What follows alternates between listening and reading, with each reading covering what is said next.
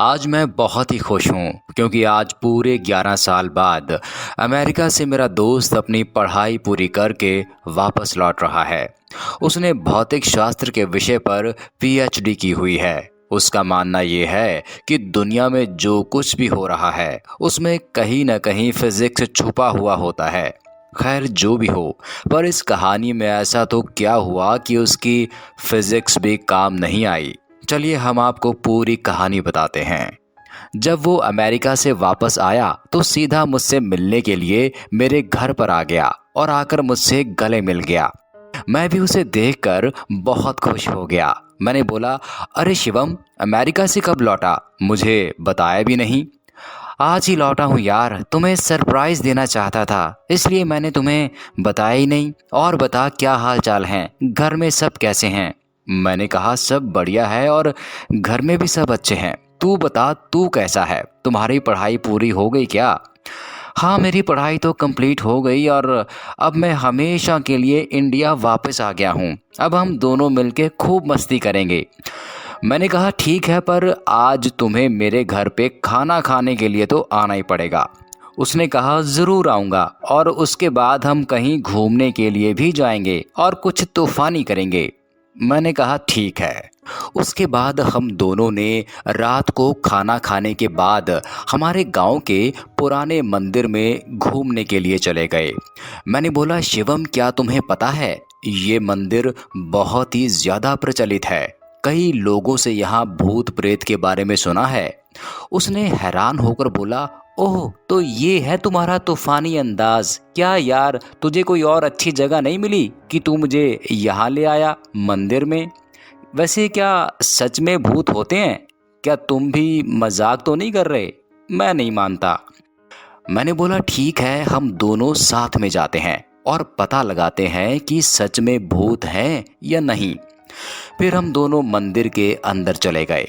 मंदिर काफी बड़ा था और थोड़ा भयानक भी लग रहा था। ऐसा लग रहा था कि कई दिनों से यहाँ साफ सफाई ही नहीं हुई है।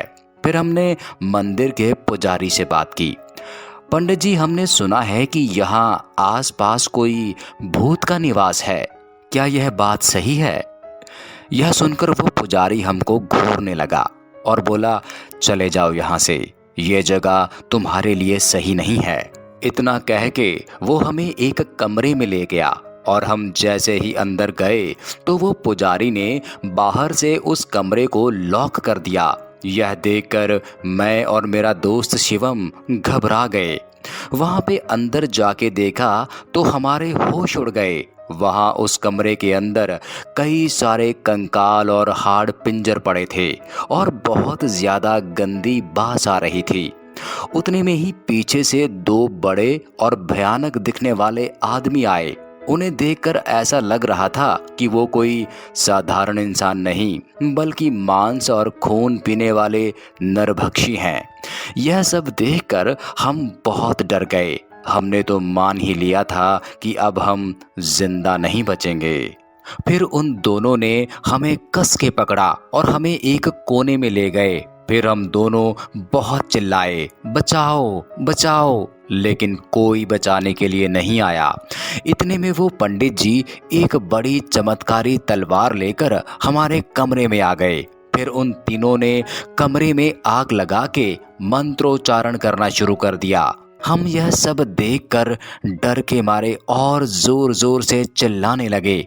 ठीक उसी समय किसी ने बाहर से हमारे कमरे का दरवाजा खटखटाया। दरवाजे की खड़खड़ाहट सुनकर उन तीनों ने रूम की आग बुझा दी और दूसरे कमरे में चले गए। हमने तुरंत ही उठकर कमरे का दरवाजा खोल दिया।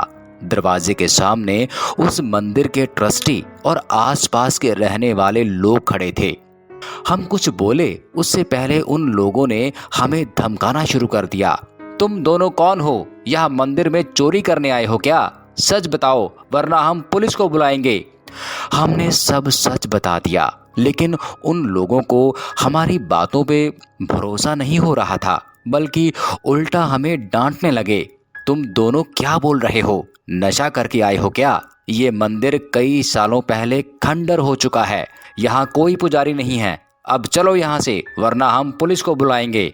यह सुनकर हमारे तो होश ही उड़ गए। इसका मतलब हमने अभी तक जो देखा वो कोई इंसान नहीं बल्कि उनकी प्रेतात्माएं थी।